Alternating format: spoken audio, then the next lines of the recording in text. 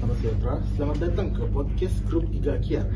Okey, kali ini kita akan membawa topik yang agak berat tapi penting untuk semua orang tahu, iaitu tentang skandal SRC. Okey. Yang perlu kita tahu, kes ini bukan hanya sekadar kes mahkamah, tapi juga melibatkan integriti dan rasuah. Oleh sebab itu, saya sebagai host Steve dan juga moderator iaitu Indah. Seterusnya panel pertama itu Anas dan Sizi sebagai panel kedua, serta Andi sebagai panel ketiga, serta akhir sekali penutup iaitu Marseta. Penting kita tahu tentang objektif yang akan kami sampaikan pada hari ini. Apa yang perlu kita fahamkan tentang macam mana boleh kes rasuah boleh berlaku dan apa kesan yang akan terjadi sehingga sekarang. Seterusnya saya akan serahkan ini kepada moderator. Okey, terima kasih untuk host utama kita. Secara ringkasnya, SRC International ini sebenarnya merupakan syarikat milik kerajaan yang ditubuhkan untuk pelaburan strategik negara. Tapi, apa yang jadi ialah syarikat ini terpalit dengan isu penyelewengan dana di mana melibatkan jumlah wang yang sangat-sangat besar, dan kes ini mula mendapat perhatian ramai bila ada dakwaan wang daripada syarikat itu masuk ke akaun pribadi pihak tertentu. Bila siasatan dibuat, muncullah berbagai isu seperti salah guna kuasa, pecah amanah dan juga pengubahan wang haram. Di sini, kes ini juga telah melalui beberapa proses, contohnya seperti proses mahkamah yang sangat-sangat panjang dan menjadi topik utama media pada masa itu. Apa yang menarik perhatian ramai ialah macam mana sistem yang sepatutnya menjaga wang rakyat boleh disalahguna. Jadi, persoalannya, macam mana rasuah dan salah laku kuasa ini boleh berlaku? Saya akan ajukan soalan ini kepada panel kita yang pertama. Apa sebenarnya yang berlaku dalam kes macam ini? Okey, terima kasih kepada moderator kita pada hari ini. Okey, apa yang kita perlu faham ialah bagaimana kes rasuah itu berlaku dalam skandal SRC ini. So, untuk pengetahuan semua, kes rasuah SRC International ini merupakan salah satu skandal kewangan yang terbesar di Malaysia, di mana ia melibatkan bekas Perdana Menteri kita sendiri, iaitu Datuk Seri Najib Tun Razak, di mana ia didapati bersalah atas salah guna kuasa dan pecah amanah dan pengubahan wang haram, iaitu yang berkait rapat dengan kedaulatan negara, di mana rakyat sendiri memberi kepercayaan kepada kepimpinan tertinggi negara untuk menggunakan wang rakyat itu untuk tujuan pelaburan, untuk tujuan pembangunan negara. Tetapi apa yang kita dapat lihat pada hari ini, ia telah disalahguna kuasa, iaitu diselewengkan dan telah dimasukkan ke akaun pribadinya yang dianggarkan kira-kira 42 bilion wang rakyat, di mana duit itu sepatutnya disalurkan kepada akaun-akaun tertentu untuk pembangunan strategi, pelaburan strategi dalam negara dan luar negara. Tetapi apa yang dapat kita lihat ialah syarikat itu sendiri telah memasukkan segala dokumen untuk si pelaku menghilangkan jejak untuk tidak dikesan, di mana kita dapat lihat juga beliau telah memasukkan dokumen daripada kumpulan wang persaraan untuk kepentingan pribadi beliau, dan sejumlah wang itu terus masuk ke akaun pribadi beliau. So, dalam erti kata lain, ia telah menggunakan tujuan asalnya untuk melakukan satu pelaburan, tetapi bukan atas tujuan pelaburan, tetapi atas tujuan dirinya sendiri dengan memasukkan sejumlah dana itu ke akaun miliknya sendiri. Sekian itu saja dari saya. Terima kasih. Okey, baik. Terima kasih kepada panel pertama kita.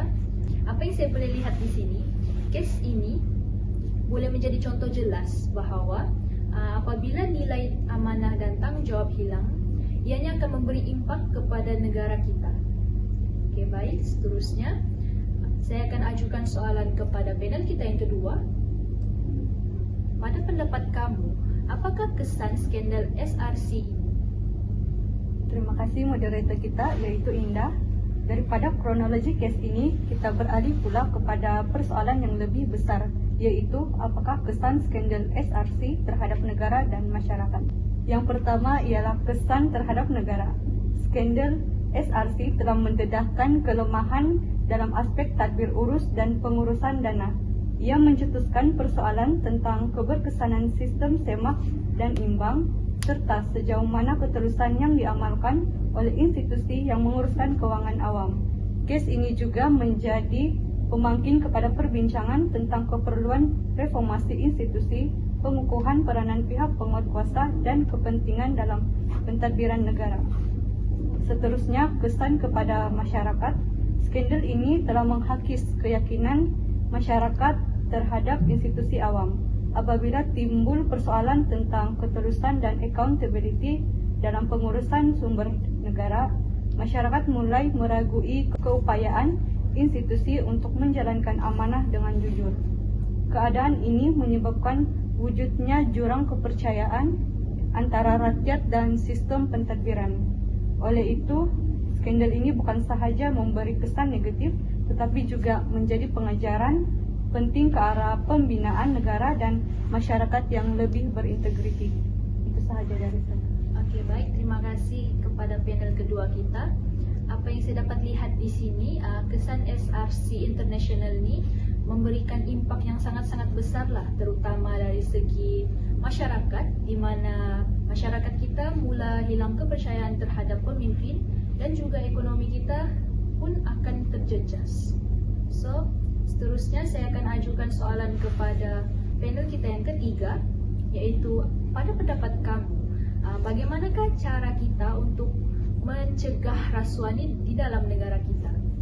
Terima kasih kepada moderator. Setelah kita melihat bagaimana rasuah boleh berlaku dan juga kesan besar terhadap skandal SRC, saya akan meneruskan perbincangan dengan fokus kepada langkah pencegahan rasuah.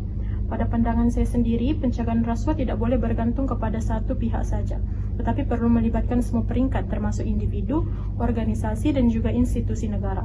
Pertama sekali, aspek pengukuhan nilai integriti perlu bermula dari awal, yaitu pendidikan. Pendedahan tentang nilai jujur, amanah, dan tanggung jawab perlu diterapkan sejak bangku sekolah lagi.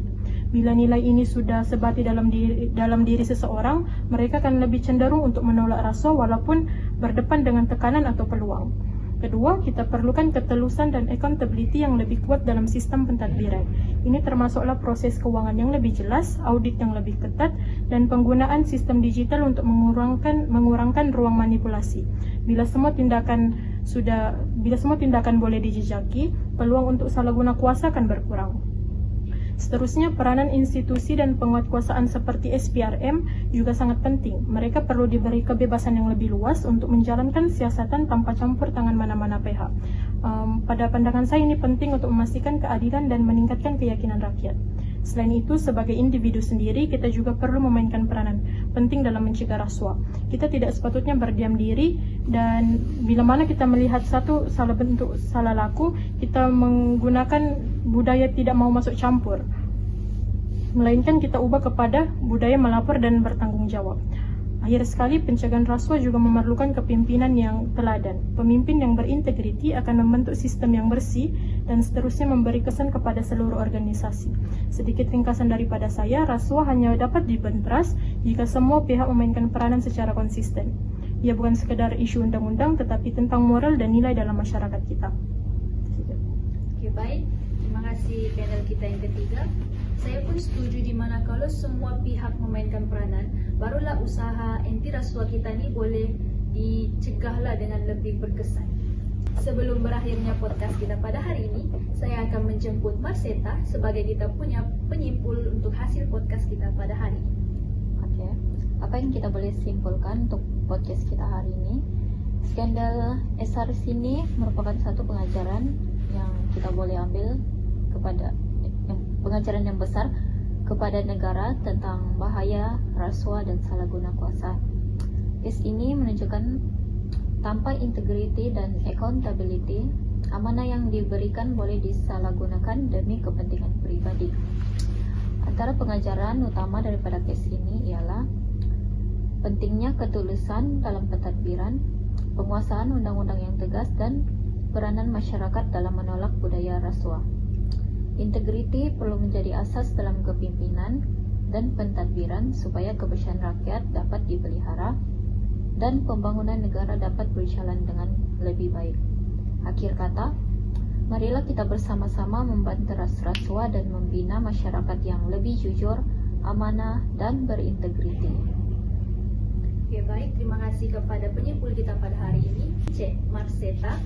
Oke, dengan ini berakhirnya lah sudah kita punya podcast pada hari ini. Harapnya perbincangan santai kita pada hari ini dapat memberi sedikit kesadaran kepada semua pendengar tentang pentingnya integriti dalam kehidupan dan juga pentadbiran negara. Sebelum mengundurkan diri, saya ingin mengucapkan terima kasih juga kepada panel-panel jemputan kita pada hari ini. Dan itu saja untuk podcast kami pada hari ini, dan jumpa lagi pada episode yang seterusnya.